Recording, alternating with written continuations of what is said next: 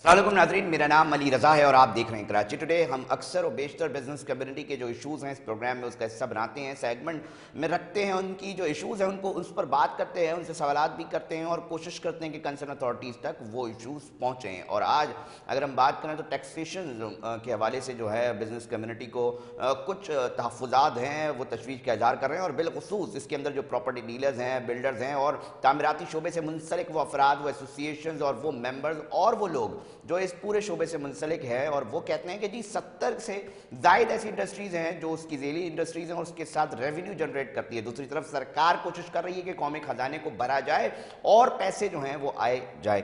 अब इसके ऊपर क्या तहफ़्फ़ुज़ात हैं, इस हवाले से हमारे साथ आज टेलीफोन पर होंगे आबाद के चेयरमैन आसिफ समसम साहब और साथ डिस्क्लेरिया के प्रेसिडेंट है जौहर इकबाल साहब। उन्होंने हमें टेलीफोन लाइन पर ज्वाइन किया है, उनसे भी बात करेंगे कि उन्होंने प्रेस कॉन्फ्रेंस क्यों की। सबसे पहले डिस्क्लेरिया के जो सदर हैं जौहर इकबाल साहब, मैं आपकी तरफ आऊंगा। 7E को लेकर बड़ी चर्चा हो रही है। सबसे पहले जौहर इकबाल साहब, हम ये समझना चाहेंगे 7E है क्या और उससे क्यों बिजनेस कम्युनिटी बिलखुसूस जो तामीराती सनत से ताल्लुक़ रखते हैं उनको मसले हैं, उससे वो तहफ़्फ़ुज़ात का इज़हार कर रहे हैं। जी जौहर साहब। बहुत शुक्रिया अली साहब कि आपने जो है वो अपने चैनल के थ्रू जो है ये बात को आगे पहुंचाने के जो है वो हमें मौका फराहम किया। अच्छा देखिए, 7E एक्चुअली तो जो है ये डीम रेंटल एक इनकम है जिसको हमारे जो फाइनेंस मिनिस्टर साहब थे मुफ्ता इस्माइल साहब, उनको एक ख्वाब आया था और वो जो है इस हम पे ये इम्पोज करके चले गए। अच्छा, अभी इसके अंदर जो है वो ये एक ऐसा टैक्स है कि जो मतलब अगर उन्हीं से पूछा जाए, उन्हीं की ज़बानी, कि मैं आपके चैनल के तवस्सुस से पूरे पाकिस्तान में ये सवाल रखना चाहता हूं, और खास तौर पे जो है सुप्रीम कोर्ट के अंदर ये केस है, और इस केस में एक अहम बात ये मैं करना चाहता हूं कि नवाज शरीफ को जो पिछली सुप्रीम कोर्ट थी उसने सजा दी थी डीम मतलब एक तस्वुराती पैसे थे जो उन्होंने नहीं लिए थे, तो उस पे उनको सजा दी गई, वो प्राइम मिनिस्टर थे। और बाद में अब ये जो कोर्ट है जो इस वक्त है हमारी सुप्रीम कोर्ट, इसने उसको नैन एंड वाइट किया और कहा कि तस्वुराती जो जो इनकम है उसके पे किसी किस्म का टैक्स नहीं हो सकता, और उन्होंने उनको बहाल भी किया और उनकी सजा को माफ भी किया। तो मैं मुफ्ता इस्माइल साहब से यही पूछना चाहता हूं और सुप्रीम कोर्ट में यही पॉइंट रखना चाहता हूं कि एक शख्स को जिसको डीम पे आपने सजा दी थी उसकी सजा को आपने कलअदम करार दिया और उसको बहाल किया कि ये जो है प्राइम मिनिस्टर जो है वो हमारे जौहर रहे साहब हैं, प्लॉट तो को एक लेकर आदमी मिसाल की के तौर पे जौहर साहब एक प्लॉट ले आदमी की लिया। सजा खत्म करके आपने 30 करोड़ लोगों को जो है सजा दे दी। अच्छा मतलब जौहर ये साहब, कौन अब सा प्लॉट ले इंसाफ लिया है? गया, जौहर साहब फरमाइएगा कि प्लॉट ले लिया गया, अब उसके अंदर क्या टैक्सेशन हो रही है, किस असल इशू है क्या प्लॉट को लेकर? जो जिसने ले लिया और खरीद अब वो फरोख्त कर रहा है, तो कितनी अमाउंट लगेगी, कितनी परसेंटेज उसको देनी पड़ेगी सालाना, और इशू क्या है असल? देखिए, इशू ये है कि ये जो डीम इनकम टैक्स है, ये तसर्रुआती रेंट टैक्स है। हमारे मुल्क में जो है वो 90% लोग जो है वो मुसलमान हैं जो अपनी सेकंड प्रॉपर्टी पे 2.5% ज़कात देते हैं। ठीक है। इन्होंने जो ज़कात का एक पैरेलल निज़ाम ले आए कि इसमें जिसके पास भी जो है अपनी अपनी बेटी के लिए या अपने बच्चों की जो है शादी के लिए या हायर एजुकेशन के लिए जो लोग प्लॉट खरीद लेते थे और 6 साल बाद उस पर गेन भी एग्जेम्प्ट हो जाता था। एक तो ये कि इन्होंने गेन भी दोबारा बहाल कर दिया कि अब अगर आपने 25 साल पहले भी खरीदा है तो भी आपको जो है गेन देना है। दूसरा, उस पे 1% सालाना जो है वो रेंटल टैक्स लगा दिया। प्लॉट में कौन सा रेंट आता है ये समझ से बाहर है, मतलब अच्छा एक जौहर तस्वीराती इकबाल साहब, रेंट मेरे साथ ही जो है रहिएगा, दे दिया। मेरे साथ ही रहिएगा, जुड़े रहिएगा। आसिफ समसम है, आबाद के चेयरमैन है, बिल्डर्स की जो है वो नुमाइंदा तंजीम है, उनसे भी हम बात करेंगे और जानने की भी कोशिश करेंगे। अच्छा आसिफ समसम साहब, हम आपकी तरफ आ रहे हैं। ये भी बात की जा रही है कि जी एक मखसूस अमाउंट से ऊपर क्या जो प्लॉट होगा उसके ऊपर लगेगा, और बिल्डर्स इससे जो हैं वो उनके ऊपर ये टैक्स जो है वो लागू नहीं होगा। इस चीज़ को कैसा देखते हैं आप? बिस्मिल्लाहिर्रहमानिर्रहीम। बहुत शुक्रिया भाई कि आपने ये बड़ा हॉट टॉपिक है जिस पे आपने बात की। उसमें ये जो इम्प्रेशन है कि बिल्डर पे टैक्स नहीं है, बिल्कुल ठीक आपने कहा कि जब ये लगाया गया तो उस वक्त हमें ये समझाने की कोशिश की गई कि जी आप पे नहीं है। तो उस वक्त भी हमने ये कहा था कि देखें, ये हम तो प्रोडक्शन देते हैं, لیکن پروڈکشن جو کنزیوم کرتا ہے، اگر آپ اس کو یہ کہیں گے کہ اگر آپ نے ان کے ساتھ انویسٹمنٹ کی اور اگر آپ نے ان کے ساتھ کوئی فیوچر انویسٹمنٹ، کیونکہ یہ پلاٹ بیسیکلی وہ چیز ہوتے ہیں جو آج اگر میں انویسٹمنٹ کرتا ہوں تو وہ 15 سال 20 سال کی انویسٹمنٹ ہوتی ہے، یہ کوئی ٹریڈنگ پرپز کے لیے نہیں ہوتے. تو اس پہ آپ نے کہا کہ جی اب 2.5 کروڑ روپے اگر اس کی ویلیو ہو گئی ہے تو اس پہ آپ نے 1% ٹیکس دینا ہے. تو میں ایک سوال یہ بھی کرنا چاہتا ہوں، کیونکہ یہ دو چیزیں ساتھ ساتھ چلتی ہیں، ایک چلتی ہے پارکنگ اور ایک چلتا ہے یہ جو 2.5 کروڑ کی اماؤنٹ ہے. تو 2.5 کروڑ کی اماؤنٹ اگر 20 سال پہلے کسی نے اپنے فیوچر کی انویسٹمنٹ کی تھی، وہ 30 لاکھ روپے کا تھا، تو آج 15-20 سال کے بعد وہ 3 کروڑ سے زیادہ کا ہے. اور بالکل ٹھیک کہا جوہر اقبال نے کہ آپ کہتے ہیں کہ جو انکم ہے نہیں، جس کا وجود نہیں ہے، اس کو ہم ازیوم کریں گے اور ٹیکس لیں گے. تو بھائی پھر تو آپ کیوں نہیں ایسا کرتے کہ جو جس کے پاس پراپرٹی ہے وہ آپ اپنے نام پہ کرا لیں؟ اسٹیٹ کا کیا میٹر ہے کہ وہ ساری چیزیں ہم اچھا سے لے لے. آصف سمسم صاحب، تو یہ ایک جو بیانیہ آپ یہ بھی دیکھ ہے، رہے ہیں کہ آصف آج سمسم دبئی صاحب لیگ آپ کے سامنے کھلی ہے، ہاں اور یہ 2024 کا اگر آپ ڈیٹا پھر آج نکالیں گے تو یہ کہیں زیادہ اس سے نکلے گا. یہ سارا اس سیونی کا کیا دھرا ہے کہ لوگوں نے فیوچر کی انویسٹمنٹ یہاں کرنا بند کر دی ہیں اور لوگوں نے وہاں پیسہ اپنا اوورسیز پاکستانی کی میں خاص کر بات کرتا ہوں کہ وہاں پیسہ یوٹیلائز کرنا شروع کیا یا انویسٹ کرنا شروع کیا جہاں ان کو اپرچونیٹیز ہیں، جہاں ان کو کوئی تھریٹ نہیں ہے. تو مجھے یہ سمجھ نہیں آئی پہلے دن سے کہ یہ کون سا ٹیکس ہے کہ انکم ہے نہیں اور اس پہ ٹیکس ہے. اچھا تو آصف یہ سمسم صاحب، ایک ہم بیانیہ سمجھتے ہیں ایک کہ موقف یہ بھی ہے، ناانصافی ہے. آصف سمسم صاحب دوسری ایک بیانیہ ایک موقف یہ بھی آ رہا ہے سرکاری سطح پر کہ جناب ایک بہت بڑی رقم جو ہے وہ پارک ہوئی ہوئی ہے پلاٹس کے اس کے حوالے سے اور وہ اسی کا باہر آئے جواب گی. دیتا ہوں نا، اسی کا جواب دیتا ہوں کہ آپ نے کچھ سال پہلے ایف اے ٹی ایف کے نام پہ یہ تمام پراپرٹیز جن کا ذکر ہم کر رہے ہیں، یہ پاکستان بننے کے بعد کی ساری انویسٹمنٹ ہے. اور آج اگر 20 50 75 سالوں کا ڈیٹا آپ اٹھائیں گے تو وہ 65,000 روپے کا لیا گیا پلاٹ آج 50 کروڑ کا ہوگا. تو آپ اس کو ایف بی آر کی ویلیو اور ایف اے ٹی ایف کے نام پہ جو آپ نے ایف بی آر کی ویلیو پہ ڈکلیریشن کرائی، اب آپ اس پیسے کو بھی اسی پارکنگ کے دائرے میں لاتے ہیں. تو میں سمجھتا ہوں کہ دیکھیں ریئلسٹک بات کرنی چاہیے. ناانصافی ہے، وہ لوگ آ کے رائے دیتے ہیں، وہ لوگ آ کے اس پہ بات کرتے ہیں جن کو پتہ ہی نہیں ہے کہ ریئل اسٹیٹ سیکٹر چلتا کیسے ہے، اس کی نبض کیسے چلتی ہے. اگر آپ اسٹیک ہولڈرز کو نہیں لیں گے آن بورڈ، اسٹیک ہولڈرز کو جیسے میں نہیں لیں آج گے، بات کر رہا ہوں، یہ میں ایشو آ رہا کنفرم ہے. کر رہا ہوں آصف کہ سمسم آج صاحب میرے یہاں ہم ساتھ سے جڑے رہیے گا. مشاورت کی گئی. سوری آصف سمسم صاحب میرے ساتھ ہی جڑے رہیے گا. جوہر اقبال صاحب ایک معاملہ یہ بھی ہے، یہ سرکار کہتی ہے کہ جناب اب ظاہر سی بات ہے ہولڈنگ بہت پاور ہو جاتی ہے نا، کسی نے لے کے رکھا ہے اب چھوڑا بھی ہے. اگر ہم یہ ٹیکس لگا رہے ہیں تو پھر کنسٹرکشنز بھی جو ہے وہ جلدی جلدی ہوں گی، لوگ زیادہ دیر تک رکھیں گے نہیں. ایک یہ بھی معاملہ ہے، یہ بھی ایک رائے ہے، ایک پرسیپشنز ہیں، اس کے اوپر بھی کام ہو رہا ہے کہ کنسٹرکشنز ہوں گی. تو آپ نہیں سمجھتے یہ بہتر ہے؟ حکومتی بیانیہ ایک موقف ہے جو میں آپ کے سامنے رکھ رہا ہوں. دیکھیں اصل بات یہ ہے کہ آپ کو جو ہے وہ ڈیٹا کو دیکھنا چاہیے. ٹھیک ہے، جس وقت سے یہ ڈیم رینٹل انکم لگی ہے اس وقت سے کنسٹرکشن کا کیا حال ہے اور اس کے لگنے سے پہلے کیا تھا. دیکھیں میں آپ کو ایک دوسرا جو ہے پہلو دے دیتا ہوں.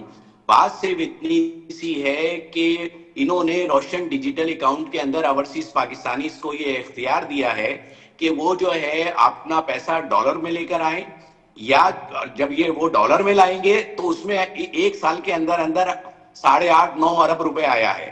اور پاکستان گورنمنٹ ان کو 6.5% جو ہے وہ انٹرسٹ پے کر رہی ہے ڈالر میں. اور اگر وہ کنورٹ کر لیتے ہیں تو ان کو انٹرسٹ جو ہے وہ کائبور کے حساب سے، جو کہ پاکستان میں جو بھی چل رہا ہو 22% چل رہا ہو، آج تو خیر وہ کم ہوا ہے، تو اس کو اس میں جو ہے پے کرے گی.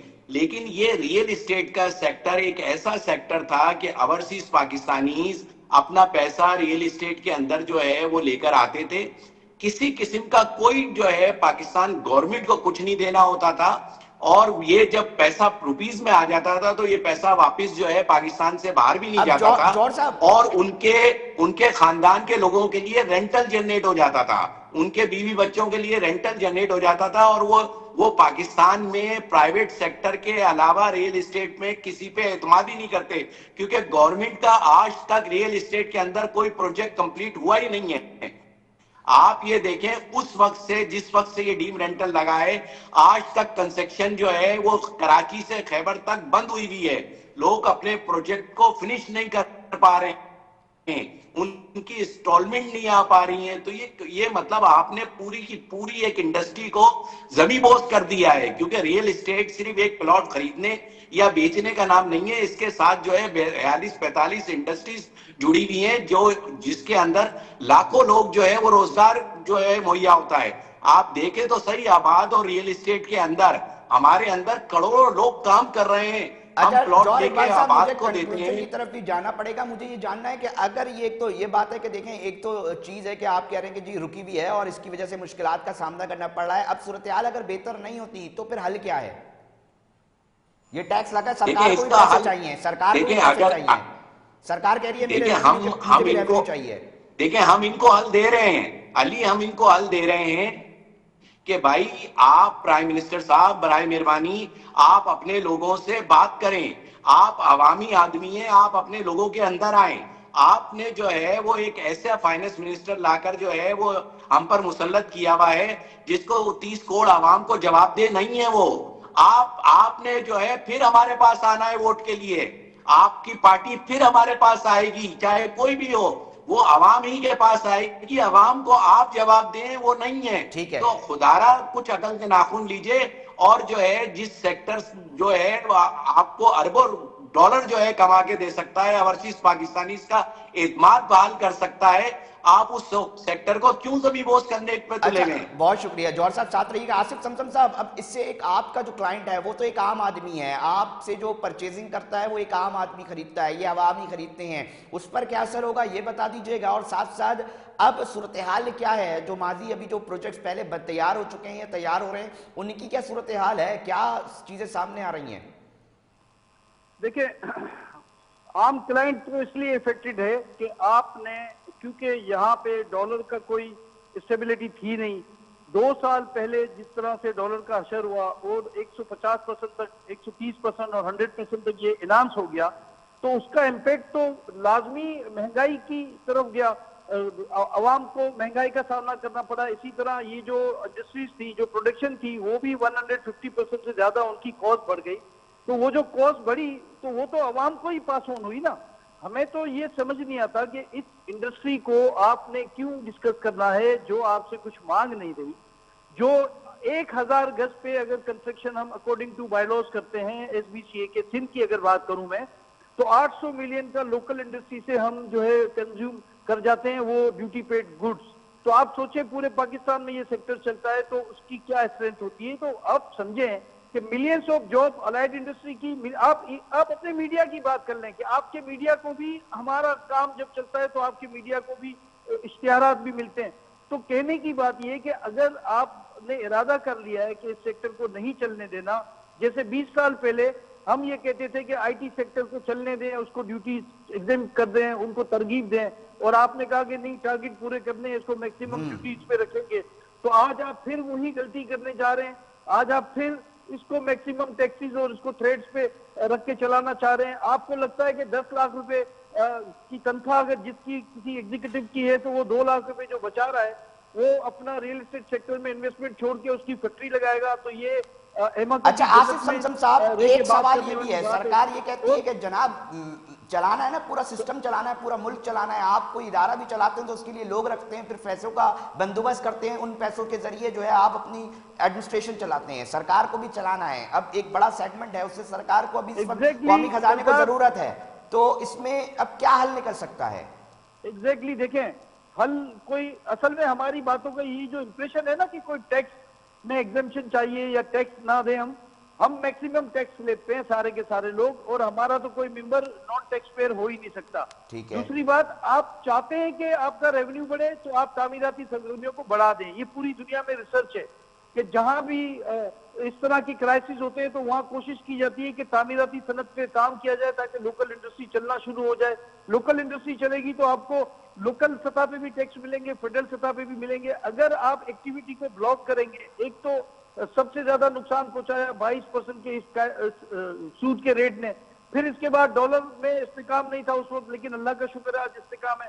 ہم چاہتے ہیں کہ ریونیو بڑھے, ہم چاہتے ہیں کہ یہ ملک چلے, کیونکہ ہماری عزت, ہمارا نام, ہم جو بھی ہیں آج اللہ کا شکر ہے اس ملک کی وجہ سے ہیں. تو ہم یہ کیسے سوچ سکتے ہیں؟ لیکن ہم اگر احتجاج نہ کریں اس بات پہ کہ جس سے پاکستان کا نقصان ہو جائے، پاکستان میں ریونیو کا نقصان ہو جائے، تو میں سمجھتا ہوں ہمیں اللہ کو جواب دینا پڑے. ٹھیک ہے آصف صاحب، آخری چیز آپ بتا دیں، کامنٹ کرتے ہیں جوہر اقبال صاحب کہ آپ کے پاس کیا سولوشن ہے؟ سرکار کو تو ریونیو چاہیے، شارٹ کنکلوژن کر دیں.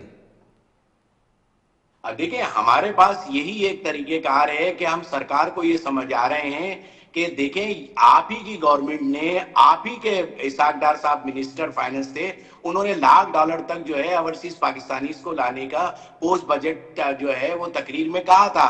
اگر یہ اسی طریقے سے آپ جو ہے وہ پیسہ اوورسیز پاکستانیز کو لانے کا ریئل اسٹیٹ کے اندر پرمیشن دیتے ہیں اور ریئل اسٹیٹ کے اندر آ کے پیسہ لگتا ہے، یہاں بلڈنگز کمپلیٹس ہوتی ہیں، لاکھوں کروڑوں لوگوں کو جو ہے وہ روزگار مہیا ہوتا ہے، تو اس سے ایک سرکل چل جائے گا.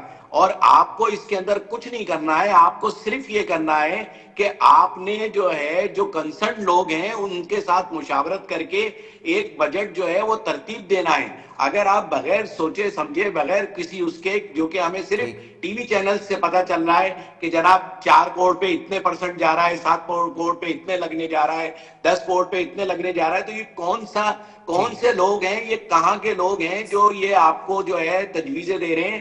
جو لوگ یہ کام کر رہے ہیں پچھلے 65-70 سالوں سے اور پورا پاکستان کو آباد کیا ہے، ان لوگوں کو آپ بلا کر جو ہے وہ کیوں نہیں بات آن کر بورڈ رہے لینا کہ چاہیے. بھائی ہمیں بالکل کوئی ایسی بالکل، بہت تجویز شکریہ جوہر اقبال صاحب، صدر ڈیفکلیریا، اور ساتھ ساتھ آصف سمسم تھے چیئرمین آباد. اور ایک مطالبہ، ایک اپیل جو ہے وہ سرکار سے کی جا رہی ہے کہ جناب ہم جو ہے وہ کرنے کو تیار ہیں جس طرح کی بھی صورتحال بنتی ہے ریونیو جنریشن کے اندر، مگر ساتھ ساتھ اسٹیک ہولڈرز کو ملا کے مشاورت کی جائے تاکہ چیزیں بہتری کی طرف ہوں. مگر اگر ایسی چیزیں نہیں ہوتی تو صورتحال خراب بتائی جا رہی ہے. جو اسٹیک ہولڈرز ہیں، آباد چیئرمینز ہیں، وہ بتا رہے ہیں کہ جی builders community, real estate agents کے نمائندہ جو ہیں ان کو بھی آج ہم نے مدعو کیا تو ان کا بھی یہی کہنا ہے. تاہم اب ہم عوام پہ چھوڑتے ہیں، کنسرن اتھارٹیز پہ جڑتے ہیں کہ اس کا مستقبل قریب میں کیا نتیجہ نکلتا ہے. ناظرین وقت ہوا ایک بریک کا، بریک پہ جا رہے ہیں، پھر حاضر ہوتے ہیں.